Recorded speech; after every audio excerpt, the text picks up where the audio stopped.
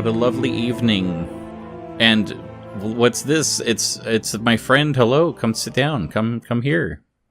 Hi, friend. It is I. Name, Akira.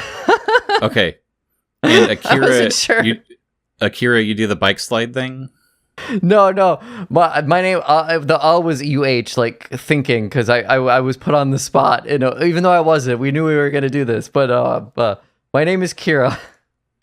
Okay. Are you using your real name on this, or is it Radish? No, I'm Radish here. Okay. Hi, Radish. Hi, Akira.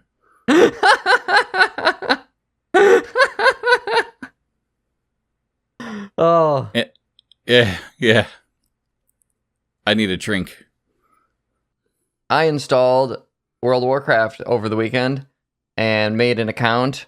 Got Blizzard Battle.net on my computer again. That it feels like I have to, when the day is over, remove. I'm trying to think of like a surgery term, but it's honestly not that bad. It's just a program.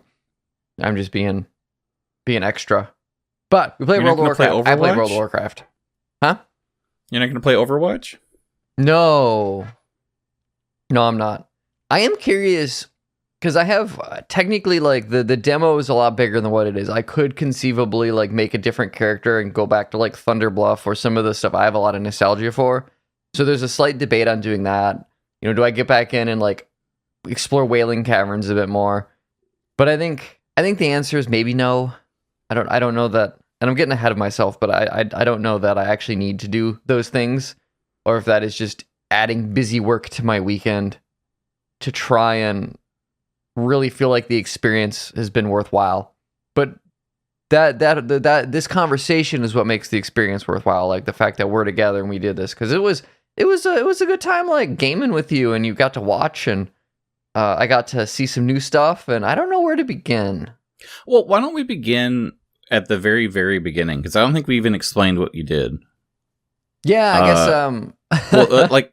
Well, so let's go back. Like, you played World of Warcraft, I want to say during the peak of it. Yes. You I think you mentioned in your little write-up thing too that it was like 16 years ago you stopped playing. Yeah, something like 16 or 17. I know Wrath of the Lich King came out, and I was playing that, and I feel like I played that for about a year before I burned out on it. And so I think that would be around 16 years ago is when I stopped. So after that expansion is Cataclysm. Mm-hmm. And I started playing at the tail end of Cataclysm. So we kind of like passed off a bit. Like it's sort of funny, like we swapped positions. Yeah. And I remember, even at the time, I remember like with the old Nintendo group, it seemed like a lot of people played Warcraft. And when I finished college, and that was a rule. It's like I didn't want to start an MMO while I'm in college, because I just will not be able to allocate my time correctly. So once I was done with school, or at least done enough, it was like, okay, I can start World of Warcraft now. Everybody's done. Yeah. Like, and it's been downhill ever since. But there's things about it, like the world exploring and the weird people watching. Like, I enjoy World of Warcraft, but also in the same way that I enjoy Second Life. Okay. And it's less about, this is the best game ever. It's more like, wow, there's a lot of online people here that I can people watch. And that's always been a thing that, you know, brings me back on top of the gameplay elements that are kind of fun. But, yeah, so it's been a long time, and you decided to hop back in this weekend and see what it feels like. See what 16 years of game development and bug testing accomplishes. Yeah, the answer is... Did they finally get the UI to stop popping up tutorials you've already finished? No. What? That was so funny. I feel like my first impression of the game, other than it made me watch a cutscene I didn't care about at all. But like when I got to the character creator screen, right, it was like, oh wow, this game looks so much nicer than when I stopped playing. Like there's been multiple facelifts. The game is very pretty. There's more details. There's way more things you can customize on a character. It's really cool. Like it's like, oh, okay, this feels like the new version. It was the music's still great. Like it's a very good immediate kind of serotonin boost logging in and being like, damn, it's like kind of like how I remember it better. And I got all the classes I can pick from, and so many of them are familiar, but there's a couple new stuff, and I'm like, I should play something new. So I grabbed the monk, and I made myself a worgen, because why not? You know, we'll do the furry thing. Gotta stay on brand. And I enjoyed like just that right off the bat. It's like, okay, this is a good start. Like, I know what's going on, but it feels like the next step of what's going on or whatever. And then there's another showing thing, and I don't entirely know what's going on, but you know, it's a video game, that's fine. And I'm on a boat, and it's like the difficulty of World of Warcraft, I think, has always been how does it teach new people how to play the game? Because it's big, it's dense, there's a lot going on, there's so much stuff on your UI, and it's just noise, it's so much noise, and that has not gotten better. And so, like, one of the first things it's having me do is everything's highlighted to click around, figure out how to access my character stuff, how to do this and this and this. And then, like, oh, you should go spar with this or beat up some training dummies. And it felt like such a tutorial for a game in, like, kind of a bad way, because it's not what I'm here for. I'm like, I want to just know how to play it. But obviously, it doesn't work that way. But I've also played... You know, I've put like literal months of my life into World of Warcraft. Like, I know how to play it, but I don't because it's different. And so there was like a lot of friction. Yeah, right off the bat. I noticed something while watching, and this is on the tutorial island. But I'm watching you play, and there's a part where there's a quest to like equip gear, so you know how to equip gear. So you did that, and then it was like, okay, here's a healing item. You have to use this to heal people. And your impulse was, oh, I guess I have to go find survivors and heal them. And you wandered off from this like landing point, and you walked through like 2 areas, and you kept like going down the path, and oh, there's enemies. You fight a quill boar, and then you walk down this way, and it's like, oh, there's a cave. Maybe there's someone in the cave. And it's like your impulse was to explore the world. Yeah. And it was like, oh no, you're actually supposed to just stay where you were at and click on a yellow thing. That was like, again, buried in the UI, but it's like, as soon as you were allowed to, you wanted to go out and see the world. And that tutorial really discourages that, because there's nothing to do. Yeah. They want you to handhold, but also it's like, they don't grab your hand and hold your hand. It's like they have their hand out and expect you to grab it so that they'll handhold you. And so you could just like waste a lot of time waiting for them to take your hand while they're waiting for you to take your hand. It's such a strange presentation. I feel like my memory of classic WoW and early WoW when I played is there wasn't a lot of... Your first couple of quests were generally to like go fight some low level monsters and collect something. Like the whole like kill boars for meat joke. But that really was a lot of the early quests, and they would kind of tell you like head south to find boars in the quest text, and you're like, I don't know where to go, but I guess I just got to go south and I'll find them. And it was very like you had to explore, and you had to do this small thing for the war effort. And did you play that orc level in VR chat? No, I don't think I did. Somebody recreated the like opening tutorial for making a new orc in WoW. And it's like, again, you're in VR chat, so it's that first person vibe, but it's 1-to-1 the same thing, and they did all the quests. And so it's like, you walk up to somebody, and there's a big block thing that says you have to go kill 10 boars.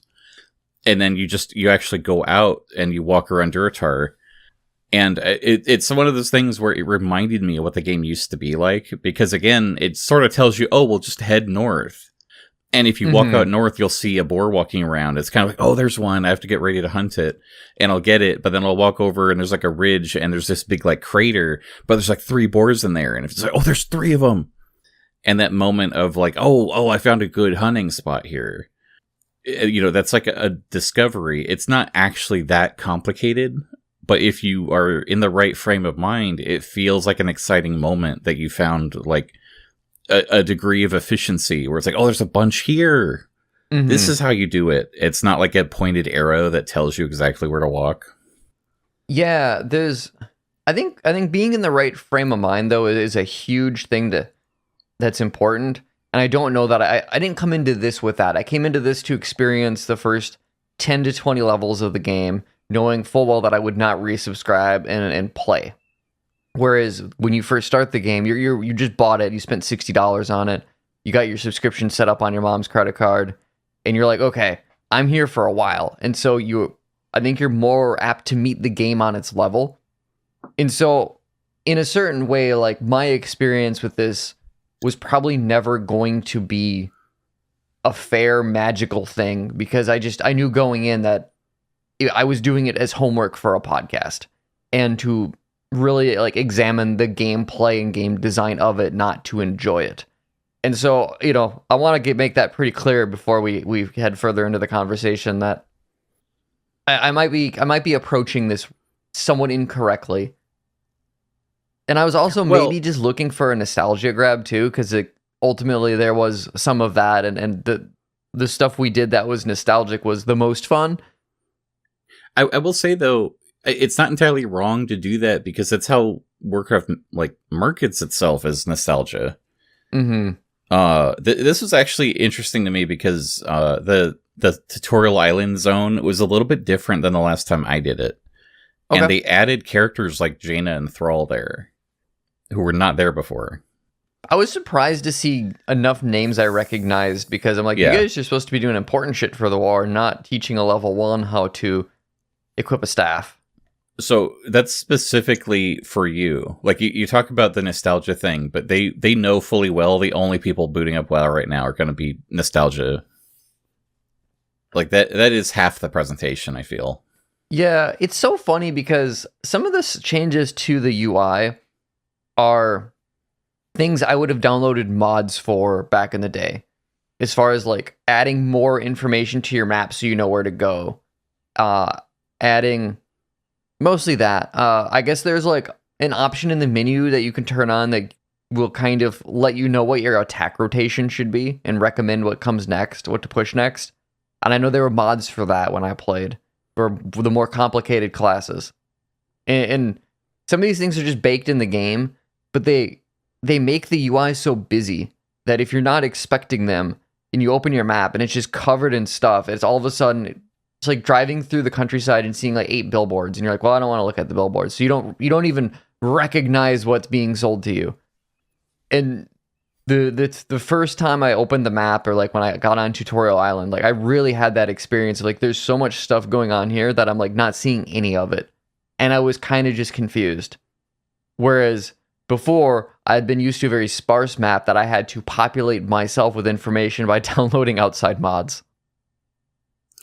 It's kind of funny because the way that the island is set up, it's kind of fun to explore the first time. Mm-hmm. You walk down the path and you kind of see where to go, but also it's like, well, what's around this corner? Or like you would find little like quest markers or treasure icons, and you'd go just enough off the beaten path that it's like, okay, yeah, you're sort of, getting a feeling of what it's like to play World of Warcraft at this smaller scale. So I understand the design philosophy behind what the tutorial island is supposed to do. But yeah, the execution was weird because, again, you're also not new to the game, and there were a couple parts that you seemed utterly baffled by. Yeah.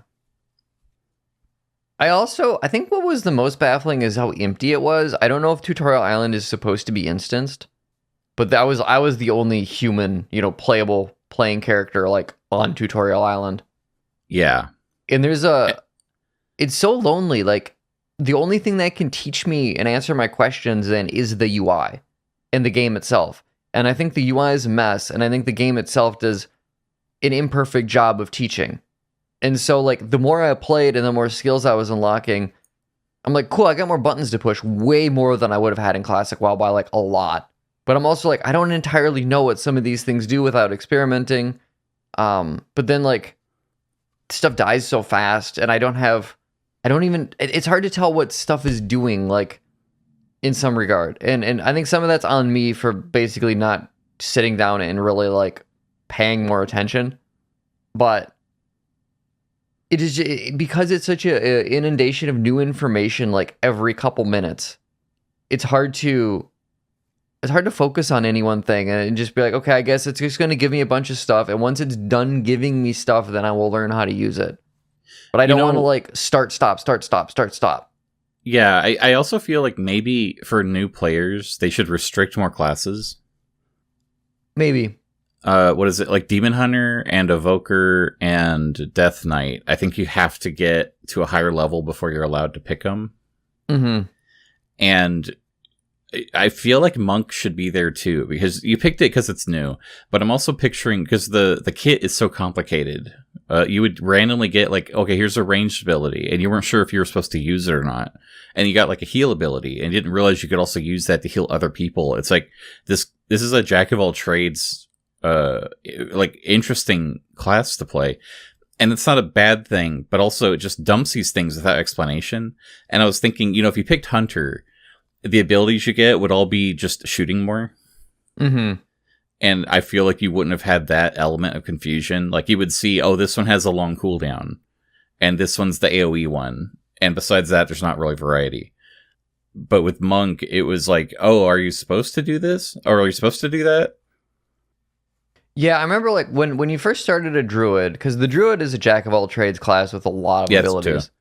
But the first 10 levels, you are a spellcaster. You don't get bear form until like level 10. I don't know if that's changed. That's a good question. I think it did. I think you get a cat form at like level 5. So imagine halfway through the tutorial, suddenly you can do melee. Like for a new player, I don't know that you understand like what the value of that is. Mm-hmm. Well, plus the cat form, like, is it totally, you have a rogue setup with the energy bar, which the monk had. I'm like, okay, well, I've played druid, so I understand how the energy bar works. And then it turns out there's like combo points, some things build that you use other attacks, which I understand because I've played a druid and I've played a rogue. But the visuals of it are different, and it doesn't tell me that. Like, the only reason I was using the one kick attack so much in the beginning was because I only had one other attack to do that built combo points. And I never noticed that those were combo points because they don't look how I remember combo points looking. And then so later on, when I have enough tools, I'm like, why can't I use the kick ability anymore? Like, I'm going between these newer attacks because they do more damage, but they don't build the points. And so now I can't use my kick attack. And it took me like 10 levels to be like, oh, this is more of a rogue character than I thought, because it's giving me so much stuff and it's teaching me so much stuff, but it's not teaching me like important stuff. Yeah. Did I tell you about that tank that got to max level and didn't know there were like roles in the game? Like to specialize? Yeah. No. So this is a very interesting Reddit post where somebody was describing their experience because they were gifted World of Warcraft by a friend who does not play World of Warcraft. It was like, oh, I heard this game's really popular and you like the Lord of the Rings, so I got you World of Warcraft. So he's going in completely blind, and he's just, and this is like 2 years ago, so not that long ago, and he's playing, the tutorial island. The way that it presents everything to you, it doesn't explain that like you really have to do different things. He just made a warrior because it's cool, and he had the shield because there's like a shield ability on his hotbar. Mm-hmm. And at some point, it's like, okay, do you want to be this kind of warrior or this kind of warrior? He's like, well, the shield looks cool, whatever. So he picked the shield warrior, and he basically played all the way up to max level, and he never realized like how the tank works. It's just, that's what the warrior is. And he was doing dungeons, and the dungeons are so easy. It didn't matter if he did stuff like incorrectly or not, because there'd always be like a mage that's under leveled, so it's scaled up, so he's overpowered. So like there's a level 10 mage in his party that's one-shotting everything. So him managing aggro didn't matter. And then he gets to max level, he's doing dungeons, he's got enough eye level to do hard mode dungeons. And I don't know, are you familiar with mythic dungeons?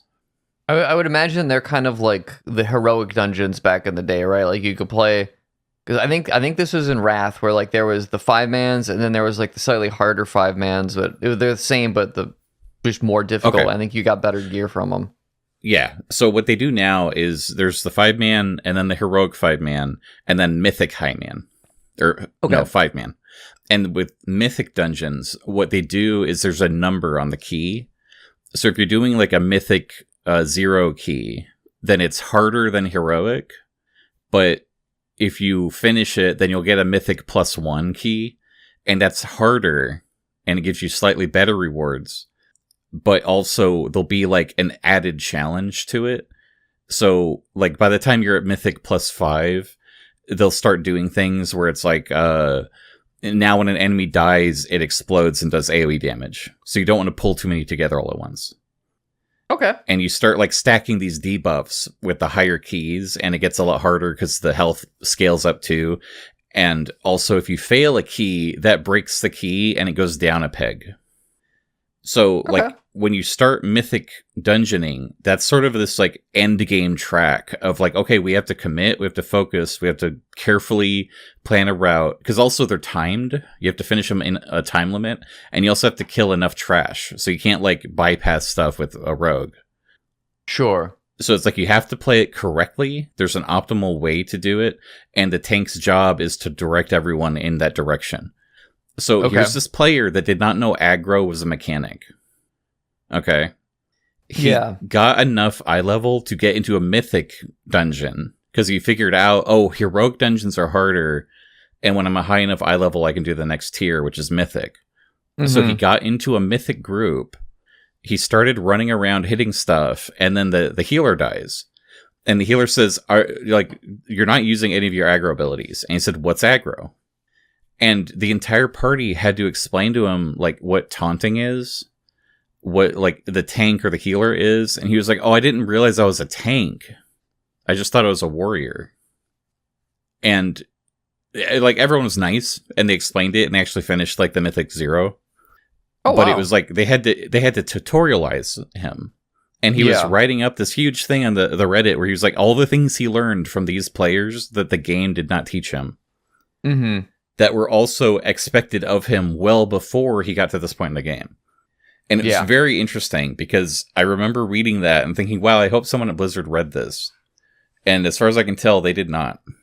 Well, I think the 5-man it has you do at the end of Tutorial Island has a little bit of that information in there. Oh, it does explain, like, you see, like, when you're losing threat or something, right? Yeah, there's some threat stuff in there that I appreciate it trying to teach you. Because here's the thing. When I played the game, it never taught you any of that stuff either. I had to have other players teach me that. And the thing is the game was so difficult that you had to learn that stuff, like, right away in your first 5-man, which was, like, at level 10 or 12, right? Or wherever, I guess if you're in Horde, it was Razorfin Crawl, and if you were on Alliance, it was something else. If you didn't know the mechanics, people were going to die, and then they'd be like, oh, okay, well, these are the mechanics. And now, if nobody knew the mechanics, you're probably kind of fucked. But I think it kind of made sense because your kit for that dungeon was still really small. Like, even as a warrior, you had a threat ability, you had a DPS ability, maybe 2 DPS abilities, and that was like it. Like, you had 3 attacks, because every 2 levels, you'd get to go to your spell book and learn something, which you had to pay for. And sometimes the things you learned were just upgrades of stuff you already knew. And so you had a very small amount of things you could do until, like, you were level 20. But it also meant, like, it really forced you to use those abilities, and you kind of had to learn them. And so why would I have a taunt ability that gets people at me? And I think I might have initially maybe have done a debuff or something, like, oh, it removes a little bit of armor or something. Oh, okay, well, of course I'll use this. It's going to remove armor, so my attacks do more damage. And then it's like, oh, when you're playing with more people and you realize that you can take more damage because you have better armor, then I'll taunt him so it doesn't hurt the person I'm questing with because they can blow him up from afar. Like, but you don't learn that stuff unless you play with other people who can either tell you or you just diegetically learn it by using your very limited kit. And then as you get more abilities, you start, oh, this ability is like this ability. This is for this kit. And then when you can specialize, oh, okay, this is what this is, it teaches you poorly in a lot of ways because it doesn't fully teach you the mechanics. It expects you to learn them as you play. But it paces the information in such a way where you're able to actually learn as you play. I wonder, too, I'm reminded of Final Fantasy, and I'm trying to remember how it works there. And I think before you're allowed to get into a group, you had to do a mandatory training thing per role. Okay. And they make it super clear at all times that you have a role because the game design is much more rigid. The classes in Final Fantasy, you don't have like talent trees or specs really. Like your melee DPS or your range DPS, and those have like very specific obligations. Mm-hmm. And like only one of those has like interrupts. That's just built into, that's what your kit is. If you're doing this, you're signing up to be the interrupt guy, okay? Mm-hmm. If you're the tank, you're signing up to do this. Do you understand that? Do you understand what you're doing? Do you understand that you're committing to other people and it's rude to show up and not know what you're doing? Do you understand that? Okay. And sometimes it feels a little excessive, and other times it's like, I've had enough experiences in WoW where someone doesn't understand what the game is that I kind of appreciate the guard rails here. Yeah. I will say, like, when you showed up and we teamed up, one of the things that was really confusing to me, and this I think happened in the 5-man too, that it made me do, is I couldn't see my party's health bars. I didn't know how to turn that on. And so I'm like in a group and I have like extra menus now on the side of my screen taking up space that are like I can click on and they'll expand, but they're like telling me what my role is in the group, but I don't see the group. And so I'm like, how do I monitor health bars if I had to throw out a heal? Like, I literally don't know how to do that. So the UI is really complicated, and there's, to me, basic information it is not displaying at any of the times. And it's so baffling, because I'm just like, the way I used to play made sense to me, and maybe that's just because I put so many hours into it, but it's like, where's the stuff I'm used to seeing in the place I'm used to seeing it, because that's where it's supposed to be. Like even my character health bar and stuff, it's now on the bottom, kind of centered a little bit, or not quite centered, but it used to be in the upper left hand corner. Oh, that was another thing. One of the big updates they did is that you can customize your UI, and for whatever reason, we could not figure out how to turn that on for you. Yeah, I had to like go into options and search stuff, and like if your options menu is so big it has a search function, I think you're doing something wrong. Yeah. But on my client, it's like, it's a drag and drop thing. Like you click a button and there's a grid and you can just grab any asset and slide it wherever you want. Mm-hmm. Like, it's very user friendly. I feel like it's pretty good. I know it's not quite as feature rich as some add-ons have been in the past, but all things considered, it's adequate enough that I stopped using those add-ons. Sure. And I was like, wow, this is really good. And then I'm watching you play for the first time, and you're struggling to fight the UI, and they block the ability to fix all the problems we're having. And I don't understand if that was a bug or if it was like a design choice. Your toolbars come locked, and so like if you drop something in them, you can't remove it. And I accidentally dropped like auto attack, and I'm like, okay, well, this is taking up a spot because I can just click on like left click on something and it'll start auto attacking. I don't know how to remove this. And then as I'm getting like more and more abilities every level, all of a sudden my whole bar is full. And I'm like, I don't know how to make new bars. Like, where is it? Just basic stuff that was not there. We're talking about bugs. Did I tell you the problem I was having on my dragon tutorial? No. So while you were doing that, I made a new character real quick to like hop in at your level. And I was making another evoker. And one of the gimmicks of Evoker is that they have a new type of spell where you can charge it up. And so, like the Fire Breath ability, you can hold your breath to make a stronger version of the spell, and you get a little cast bar. And so the idea is there's like these little tiers, and if you hold it long enough that you reach like the third one, then you do a level 3 version of the spell and you release it. Okay. And there's options for how you want to do it. You can push it once to activate the charge, or you can do like a press and hold, and it'll fire when you release. So part of the tutorial, there's an area where you're required to do one of each charge just to understand what that's doing. Mm-hmm. And there's like a magic item that you can touch that will reset your cooldown, so it's easier to practice with it. And me and 2 other evokers were all stuck there because it was bugged out and it was not charging. Oh no. And bear in mind that this is a class that I main. Like, this is what I play every expansion. I know how to use it. Yeah. And I'm pushing it, and it's not acting the way that it usually does. And there's like text on screen that says push it once to begin casting and push again to release. Mm-hmm. And I'm watching the bar go up, and it would just auto fire at the first charge instead of holding longer. and I click on the thing to reset the cooldown, and it would add to the cooldown. So instead of like 20 seconds, it'd go up to 30. And it's like, what the? Oh no! What? And my character would like flinch weird. And then I'm watching other people stand around me, and they're doing the same flinch animation. And it's like, this entire thing's bugged out. And I went to the options, and I toggled off and on the charge like options, and it's like, no, this isn't working at all. And I figured out it's just bugged where you have to do the press and hold for this tutorial, and then it'll start listening to your options choice. But the options choice is opposite of whatever's checked. So there's like 3 or 4 overlapping bugs on just this one part of the tutorial. Amazing. I don't want to be negative the whole time, so I want to talk about some stuff that I think is good. I'm angry. And I think the tutorial is really nice at showing you a variety of things to do, at remaining somewhat dynamic. There's a charm to killing 10 boars, but it's not ultimately that fun to do for like a couple hours, because it feels like the classic WoW, the early quests were very similar. You were doing a lot of the same things, just slightly different coats of paint, and it became a chore.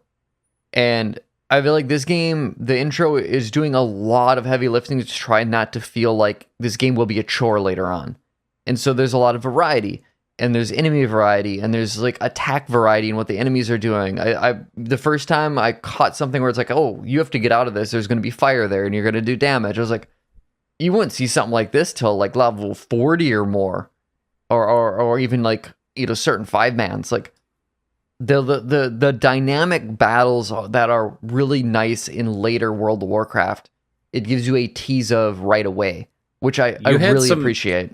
Yeah, you had some really engaging moments, especially where you're making use of your kit. Like, you really valued being able to roll backwards to get distance and use your like ranged attack while you're like waiting for something to come off cooldown. And it's like, this is a skill set, and it's giving you the opportunity to make use of that. Yeah. You talked about never seeing other people. I remember the last time I played this, I did see other people, and there'd be one of those bigger enemies, and it's like a priest, and they're having trouble. Like, they're just standing there, clearly just like healing themselves to try and still stay alive, but they can't fight the boss at the same time.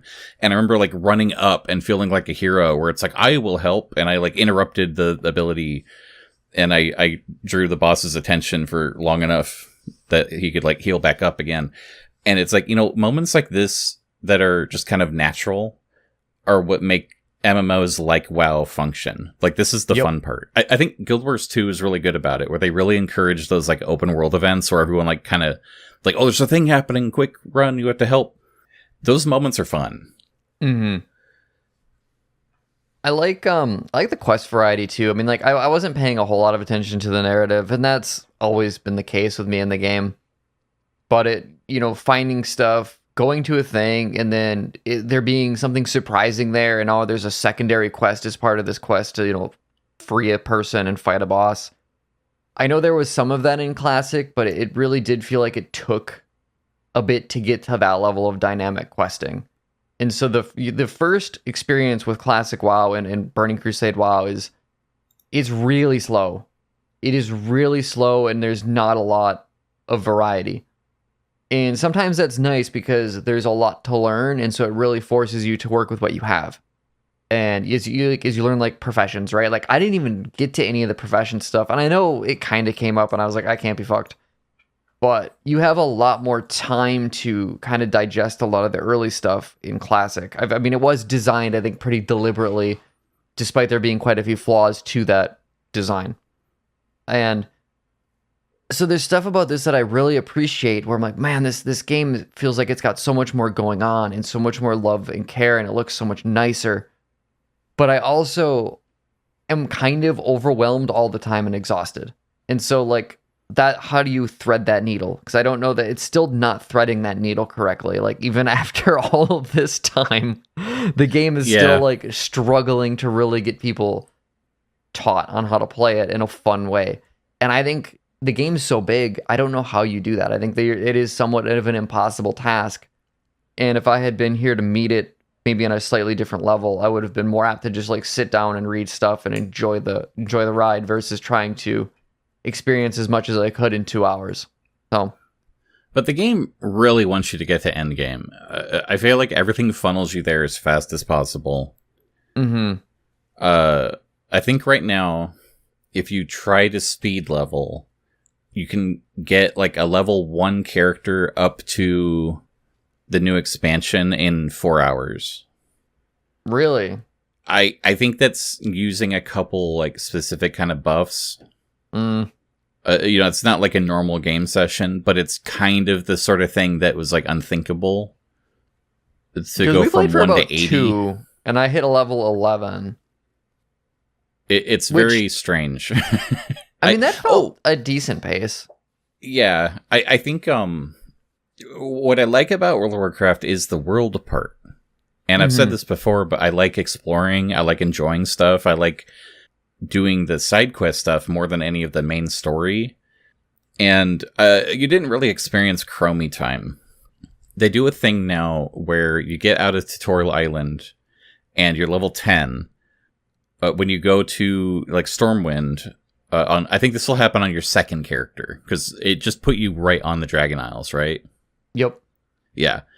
So what would happen on your second character if you went through Tutorial Island again, it would put you in Stormwind and you would be able to talk to a Time Dragon. And the Time Dragon would say, hey, I recommend you go to the Dragon Isles. But if you want to, you can pick one of these other leveling experiences and you can kind of pick what expansion you feel like doing. Okay. And it'll set the timeline so that narratively you talk to those NPCs instead. So you can go back to like a Wrath run, you can do Outlands, you can do Warlords of Draenor or Pandaria, whatever. Mm-hmm. So you can do that, you can have fun, you can experience it, but you still level up super fast. And what happens when you get to level 80 is Chromie tells you, like, oh, the timelines are corrected. You have to go back to current. You have to play Midnight now. It's time to play Midnight. And it just sort of like teleports you back to the wrong timeline. And you can't finish the quest you're in the middle of. Oh. And you have to like manually go back and like lower your level. And it's like this huge headache where if you're invested in the story, if you want to experience Mists of Pandaria, it's like you have to deliberately like turn off your XP gain and be a level like 79 twink until you're satisfied, or it like ruins the experience. Sure. But at that point you don't get that progression anymore, which is kind of half the fun of an RPG. Yeah. So it's very strange. I understand like being alt friendly. I remember it's not fun when your friends are all playing and you're kind of like, well, in a couple months I'll be the same level as everybody. Like you don't really want that feeling. Mm-hmm. But at the same time, if you're playing by yourself, I wish you could kind of set it different. I also, though, because I remember having that experience, my friends had played before me, and it's like, yeah, in a couple months you'll be my level, but in the meantime, I'm going to run you through a low-level dungeon, and it's going to get you a ton of experience, and you can have all the armor to yourself. We'd still find ways to play together. Yeah. I will say, so when I got out of Tutorial Island, and I got on the dragon area, my immediate thought was, okay, this is better because I could see people, I could open the map, it was huge, there's a lot of points of interest. It felt like I was finally at a place I could engage with at my own pace. And I went, found a couple quests, I went and killed some dragons and got some stuff for the whatever they needed. I got a mount, which was kind of wild because that, getting a mount in Classic was a huge event. And then now it's just like, here, level 10, here's one, dickhead, piece of shit. Here's a griffin, fly around or whatever. So that was funny. And I'm like, okay, I'm getting, I've been playing for a bit. So I'm like, I might need a break in a little bit, but at least like I'm at a place that I could enjoy. And then the amount of quests I got right after that to learn stuff, to talk to people, to force me to engage with things I didn't really feel like engaging with. Like all of a sudden I went from like combat to desk work. I think every quest I had for a bit there was some kind of learn a thing, do desk work, go talk to a person, go take this note to this person. And I was like, I'm fucking done. I don't want to do any of this shit. I don't care. Where's my quest to go over there? There's a neat thing that looks like it's over there. It should be pointing me there, not to the end. So I can talk to 3 different people about 3 different things at the end. Like, I cannot be fucked. I kind of, I don't want to, I know you're done. I can't imagine you actually wanting to do this. However, I kind of want to recommend you try the intro to Warlords of Draenor. Okay. That is such a better, like, start to an expansion.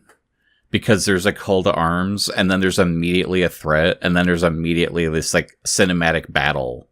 That's just, like, it's still Warcraft questing. However, it's presented so much better than the Dragon Isles started. I could probably give it a shot. I mean, I still have it on my computer. It's still something we could do this weekend.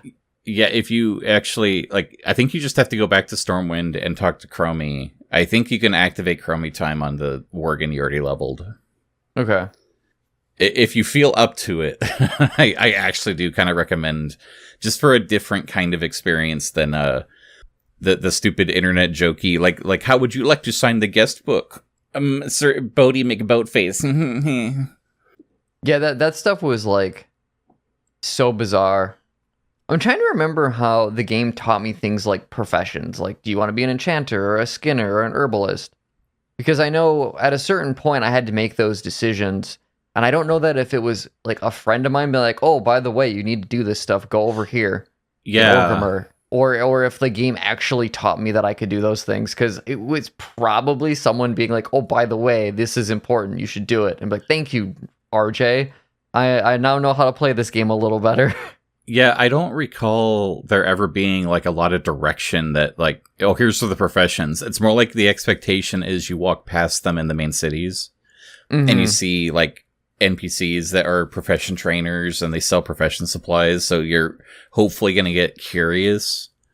You see mining nodes out in the world. You're going to think, oh, how do I mine? Should I be doing that? Oh, I'm getting minerals. What do I use the minerals for? I can do blacksmithing. Like there's kind of this organic element to it. I think the organic element works when there's a certain timeline in place that lets you feel like you have time to explore everything. And this accelerated leveling and accelerated tool gathering just doesn't do that at all. And so then your pace is accelerated. And so when it finally slows it down to teach you something important, you're like, why are we going so slow though? Like this was so accelerated. I was on a motorcycle and now you want me to walk. I don't want to walk. I want to get back on my motorcycle. I'm having fun doing motorcycle tricks. And so the pacing of it, I think more than anything, it's so start, stop. And it's frustrating. And then there's just the general gameplay loop of WoW is very like work-based, very time waster based even now. It's always been that way. I feel like I see it more now that part of me thinks like playing like the Soulsborne games and Elden Ring has really like ruined me on RPGs. Like WoW ruined me on turn-based RPGs. Once I played WoW, I never wanted to play another turn-based RPG again. And now that I've played a Soulsborne game, I don't want to play something with the pace of WoW ever again. Because I know there's something out there that I like more that is skill-based in a different way. It's faster in a different way. It's more difficult in a different way. And it just seems to like that is what I gravitate towards for games. Like Final Fantasy 14. Like Final Fantasy 14. Yeah, I think the real charm of the day, and I hate to be like, boy, the nostalgia, but we got on your dragon and you flew me to Stormwind, and then it's like, okay, I actually don't know shit about Stormwind. I rolled Horde for most of my time, and wow, let's go to the Barrens. And so then we went to Booty Bay and we took the boat, and that was great. I was like, oh my god, I'm in Booty Bay. I took a screenshot because it's been so long since I've been there. And then we went to the Barrens, and I'm just like, it's the same. Look, it's the dinosaur, it's the zebra, it's that guy that I can't talk to because I'm not Horde, but he's there. And then we walked into Wailing Caverns, and that was the same. And you were just like, I've never walked here before. I was like, oh my god. Yeah, that was a big shift in Cataclysm specifically. It was a lot more instant content. And I don't recall ever getting a quest where the quest chain led me to the entrance of a dungeon. It was usually like, well, I'm leveling, so I guess I'll queue, and then I'll just appear in a dungeon that I've never seen this area before, and I'll finish the quests in the dungeon, so I never have to like turn them into some NPCs later. So it was, even for me, it was a different experience way back then. Yeah, I remember like if you wanted to do a dungeon, at least two people had to get there on foot, and then you could summon the rest of the party. And that was even new. Pull classic. Wow, everybody had to get to the dungeon. You just had to wait. You know what's really cool? I have a mage. You know how like with the mage you can make a portal? Yeah. So I have a Dark Iron mage, and you remember the Dark Iron dwarves, right? Yes. So they have a racial where they can call up one of those like drilling mole machines, and it burrows to like anywhere in the world, pretty much. Oh, cool. There's like specific drill machine locations you can unlock by visiting. And so if you have a Dark Iron mage, you have basically twice as many portals as a normal mage. Nice. And it's so great. Like the utility is next level. Yeah. And it's just so satisfying to go like, oh, wait a minute, I could just go there right now. And it's like, that's something special for just that one character. And when I'm on my dragon, I can fly around. It's really fun. But it's not as fast as just teleporting there. And so I like the personality the different classes still kind of have. Mm-hmm. There's another thing, like a Death Knight, you can get an ability where you just stay on your horse the whole time. And you're just like one of the four horsemen. Oh, really? Like while you're out questing. So it's like you're in combat, you just stay on your horse and just run around at full speed. And you do abilities that call in other horsemen with you. So it's like you become a party while you're just doing daily quests. Oh, wow. And it makes you feel like, hey, you know what? I am a Death Knight. Like, I am this presence. I'm this like war machine tearing up these kobolds that stole cheese or something. And it's like, I like that they still have that personality and a lot of the strengths that different classes bring. They homogenize a lot of stuff, but the soul is still there if you look for it. Yeah. God, seeing you just posted a picture of like an old night elf with the Mark of the Wild on, and I'm just like, I miss that's kind of what I miss. And like I don't miss it enough to play classic WoW. But ultimately, like my slice of World of Warcraft, I think still remains this very special thing that I'll just never get back. And that's okay. And I feel like that about first gen Pokemon and second gen Pokemon, where like we've kind of talked about this. Like if I played a new Pokemon game, it would not do what I wanted it to do in the end, and I would mostly just be bored and frustrated, and I would quit halfway through.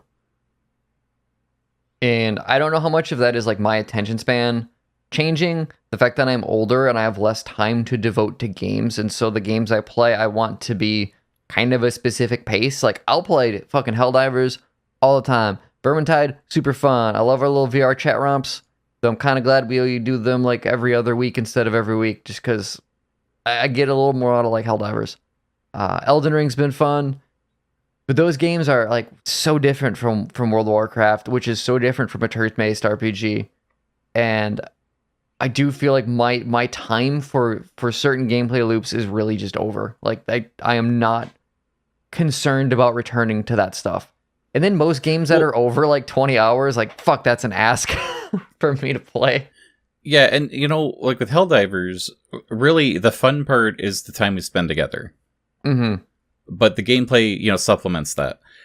And with Warcraft, it feels like, if we wanted to sit down at every other Sunday evening, we played World of Warcraft together, we could technically do that, but the progression rate would be so bad.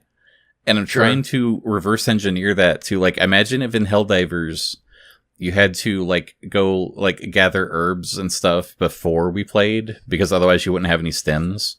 Mm-hmm. It's like, it's such a weird ask sometimes. I like the MMO quality of having the like economy and having these like moving parts where you do want to like gather your resources and come together for like the big raid night, but sometimes it turns into a 5-day job to prepare for raid night. I think right now there's a bit of controversy that it seems like repair bills are like out of whack and people are running out of money too fast.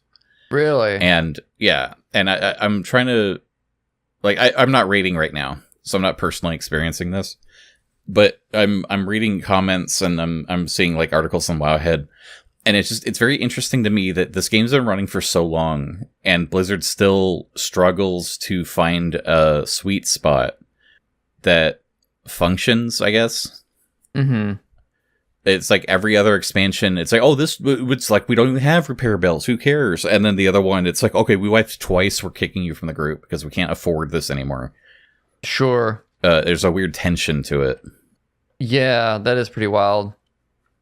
I know the money system has gotten pretty out of whack since I played, and it was getting kind of out of whack when I played. Just the people that were so good at gathering certain resources.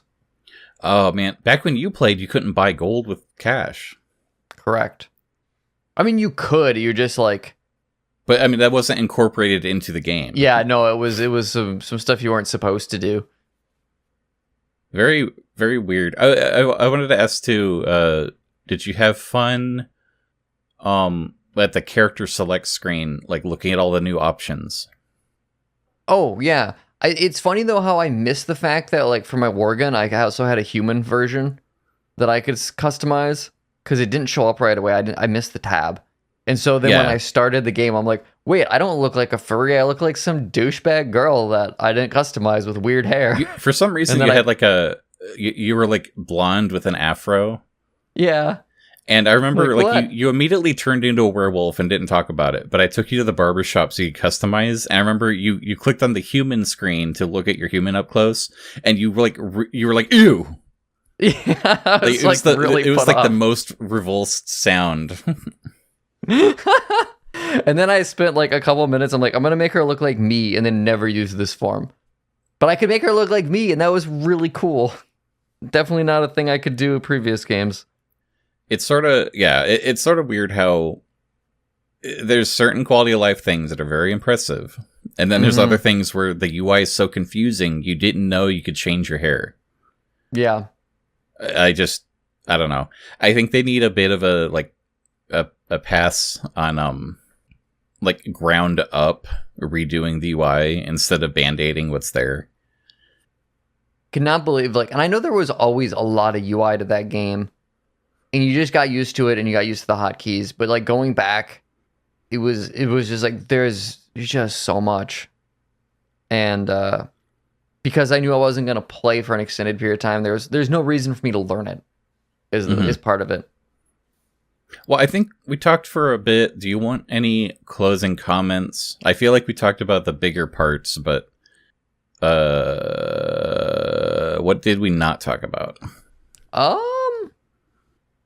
I like that there's still kind of a goofiness to the game.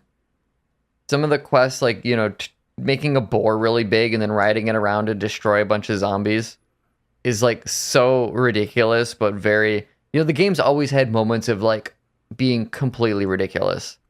I like that that's not gone. I do think the game needs its lighthearted elements to make the spooky, evil, you know, ogres and monsters and world-ending events kind of, like, feel heavier. I like that at one point I had to go talk to like a very panda specific or monk specific panda to learn an ability, because that reminded me of being a druid and going to the, you know, the moon glow or wherever it was and learning stuff. Like, it wasn't as big as that, but it's still like I had a quest specific thing or a class specific quest that I got to do. I think that stuff is fun. Any of the things that really make you feel special in a way are really good in this game, and I know when I played there were certain classes that felt more special than others, and so I always liked being those, like being a warlock and getting, you know, your spell chain to go summon your first demon, and you were on like this specific warlock quest and you felt so evil because you're summoning a demon and you had to gather the parts and you had to go do some difficult stuff by yourself because it was a U quest thing, and that stuff was always really good, and I'm glad there's moments of it still. I don't know how much more there is than what I saw. I imagine some. They went ham on that in Legion. Oh, they did? Okay. Legion thematically was about each class kind of having its own identity. And you got, like, you know how there's like a hub city in each expansion? Mm-hmm. So with Legion, you got a class-specific hub city. Oh, okay. So, like, for monks, you go to the mystical Pandarian legendary turtle that wanders the earth. And it's like a giant island. Nice. So it's just like you go there and it's this monk paradise where it's just monks training all day. Mm-hmm. And for warlocks, you go to like a pocket of space that you're hiding in. So you're like on this busted asteroid, and you have a giant demon that's like chained up with his like chest exposed, or you're using his heart to power the asteroid. Oh, wow. Every class had a cool shamans. They go to like the maelstrom, which is this big like elemental vortex. There's a giant whirlpool in the middle of the ocean that all of like Azeroth's like elemental energy comes out of, and you're just like on this like rocky surface by the storm. All the elements are just like blasting by, and it's like, this is the kind of stuff that I want to see. I'm glad that they don't forget about this all the time. Yeah. But it also comes and goes a lot. I think it's important to have it show up early, because I think that stuff helps you really build a connection to the character you're playing, and then the roles you can play in a group. Yeah, I almost wonder if newer players would be happier playing Legion, because there's a lot more like, hey, this is about you. This is your origin story. This is your epic item quest. Like it kind of spoon feeds you things to make you feel special and appreciate the identity that your class builds. Oh, hunters go to just a cabin. It's just a hunting lodge. That's funny. And there's like other, animal experts and marksmen and stuff. And it's like, compared to some of these other cosmic power ones, it seems small. But also, the more you appreciate what a hunter does, it's like, this is the best place. Like, this is where these characters would want to relax. This makes sense. Yeah. Because that's their workflow. That's how they see the world, is like, you would just go to a cabin for a bit to collect your thoughts. Mm-hmm. It's very, guess where warriors go. Is it some kind of like Valhalla thing? Yeah.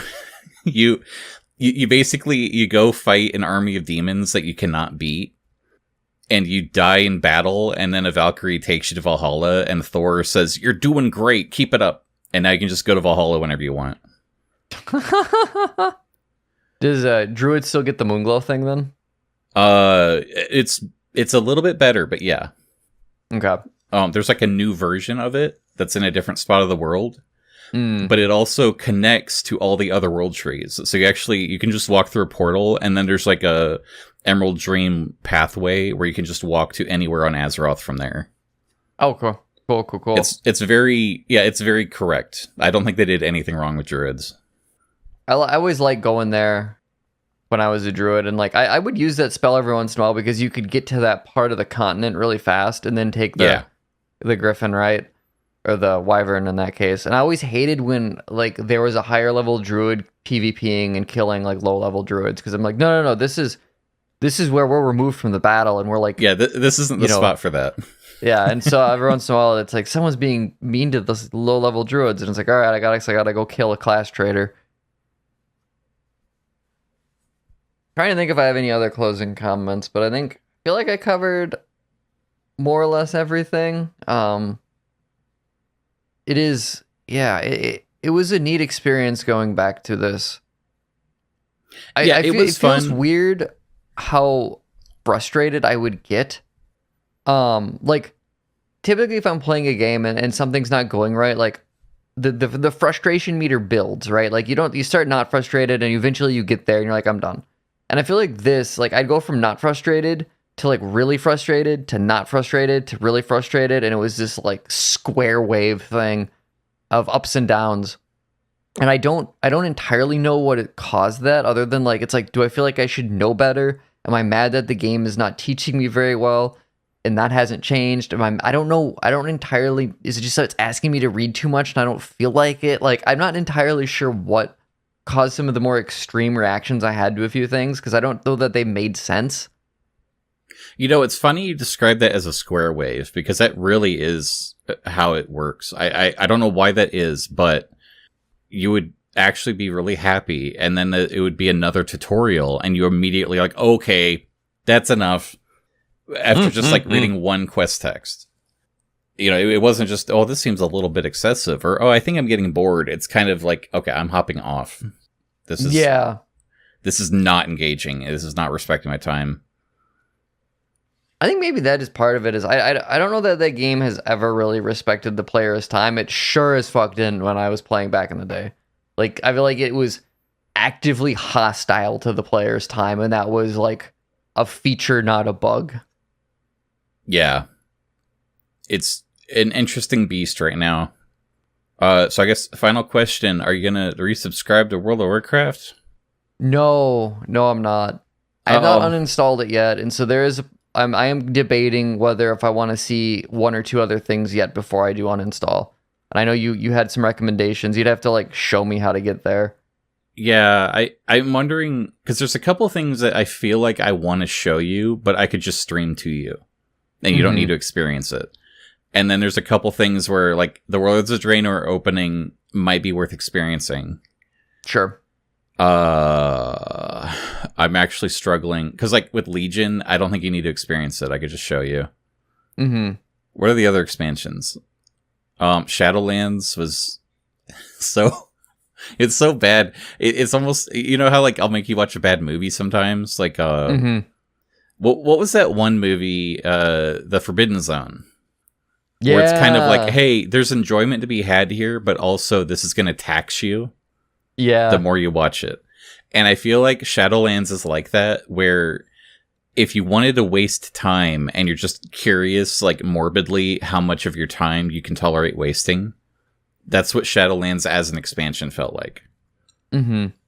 Where it's like, they expect people to pay for this and stay subscribed to it. It's amazing.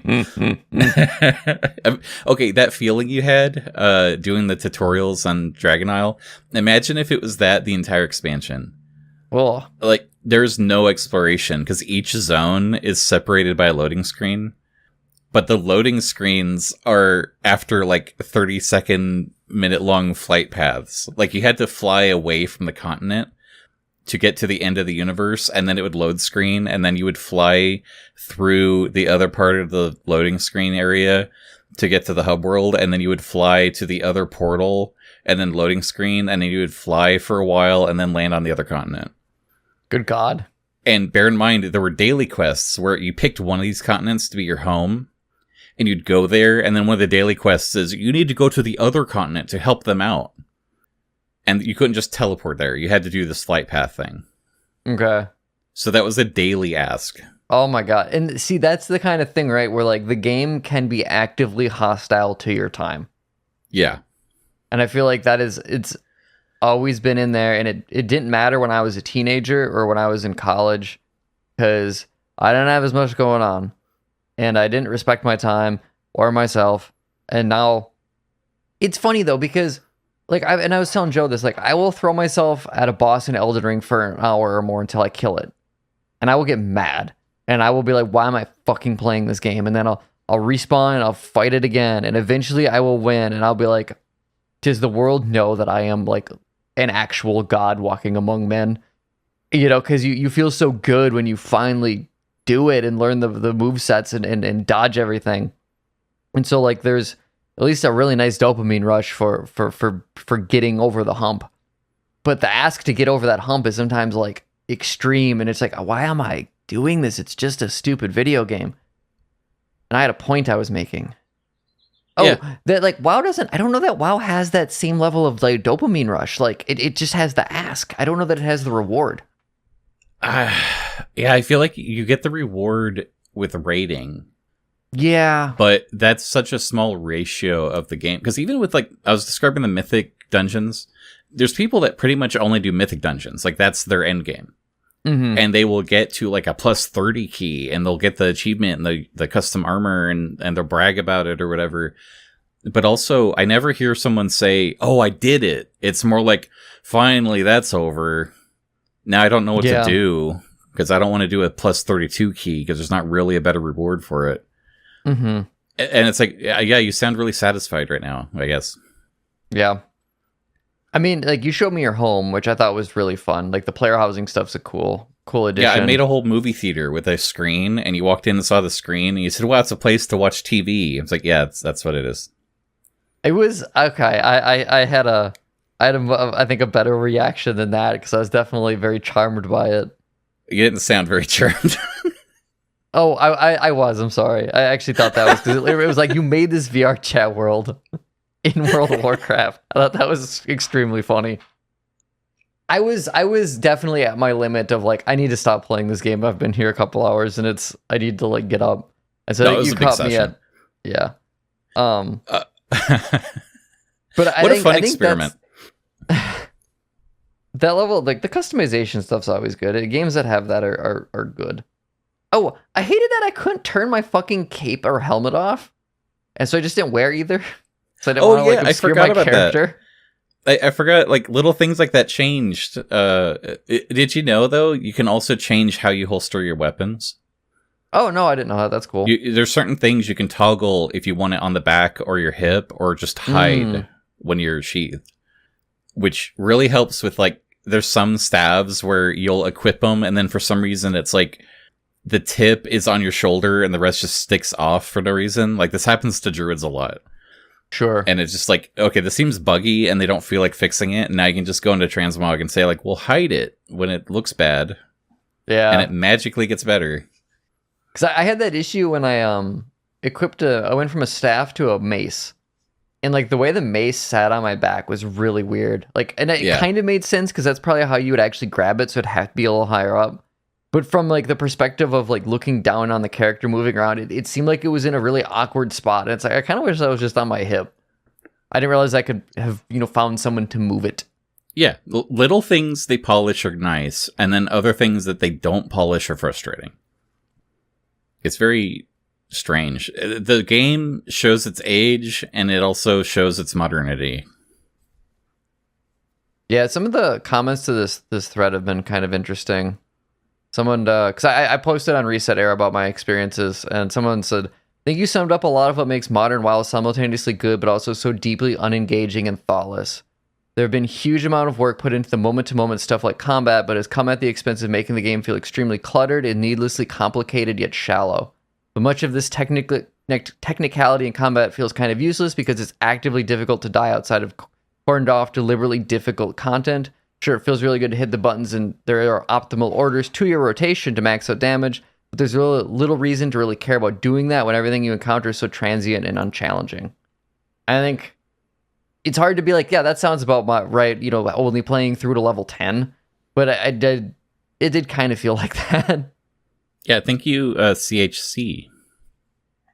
So, yeah, this has been a super cool experience. So, I mean, I really did enjoy taking off work to play video games with my bud Cameron. If nothing else, I got to say I did that. It was a fun time. And it was also, like you said, I think you were maybe 10 minutes in and you said, I was afraid that I'd feel the urge to resubscribe, and I definitely don't, so that's good. Yeah. It did not take me long to be like, oh no, I hope this kid's better. I feel bad for thinking that too. Like, this game used to be a huge part of my life, and it's not anymore. And it kind of makes me feel my age a bit as maybe part of it too. Just like the progression of me as a person. Like, there's so many like YouTube video essays I could write about this that I'm not going to. And I kind of want to send you a video of somebody that played WoW for the first time, so they catalog their experience. Because it was kind of different than yours. There's some overlap, but he did it back before Dragonflight was the end point, and it put you in the expansion right before Dragonflight, which is 10 times more confusing. Oh, no. And it's very interesting to see him completely blind. He doesn't know who these characters are. And then suddenly, well, here's Jaina, and Jaina says we have to go on a boat and see these other people. I was like, oh, okay, who are these people? I was like, okay, now you're in jail. So, why am I in jail? Am I wrong? Am I wrongly imprisoned, or am I supposed to be here and I'm a bad guy? And then you're going to like kill somebody and steal the key. And it's like, oh, okay, so I'm escaping jail, but then you just go back to the city that you're just imprisoned in. It's like, well, wouldn't they be looking for me here? Like, what is going on? And like, he's trying. He's reading the quest text and he cannot tell what's going on. That's funny. And also kind of tragic. Yeah, it's weird. I think maybe it's an improvement to do Dragon Isles, but even that was that seemed pretty bumpy for you too. Yeah, I think if I had stuck with it, there would have been a lot of cool stuff to see in Dragon Isles. And it's pretty. Like, I was flying you around the isle, and you commented that it looked nice. Yeah. But it's a little weird. It's a weird presentation. I think Warcraft's only real followers are people that have been playing for a long time. Mm-hmm. And I don't know how sustainable that is. I think it's sustainable enough for now. But there's going to have to be a point where they reevaluate what a new player experience looks like if they want to get new players. I will say, to end on a high note, and I don't know, I don't have the full context of this, but when I was in a place with actual people talking to each other, I saw someone say, hey, great job, I think you'll get the hang of this, and one day you're going to be an amazing tank. And I assumed that was a new player, and maybe it wasn't, maybe someone who'd never played a tank class before. But like that level of encouragement and like player-to-player interaction is to me what the game is about. And I was like, okay, that was so nice to read, because that is what keeps people coming back to this game and what it makes it feel so much more special and so much more different than any other kind of game you can play. And so that was nice to see. And I think you know, all the flaws, all the things we complained about, there's still some good here. I think so. And I mean, I still play it. Mm-hmm. Whether or not I should, that's for the courts to decide. Clap. Okay, now I want to do a outro real quick. Okay. Well, anyways, yeah, we'll call it there because I have shit to do. Do you have any? do you have any plugs you want to share? Yeah, you can find me on Blue Sky at anonym.bluesky.com or whatever the fuck the URLs are. I have a Bandcamp page, anonym.bandcamp.com, where you can find really mediocre melodic death metal. And I have a WordPress, which is, I think, anonym.wordpress.com, where you can find short stories and other pieces of fiction. That's not mediocre. I'm actually halfway decent at that. So if you want to go find my creative endeavors, that's where they be.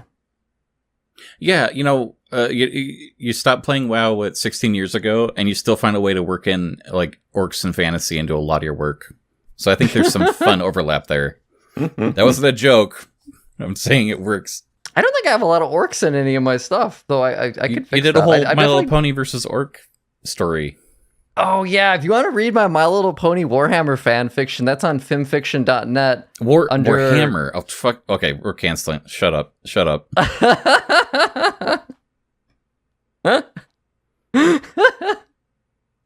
Are we done? Goodbye, everybody. Good night.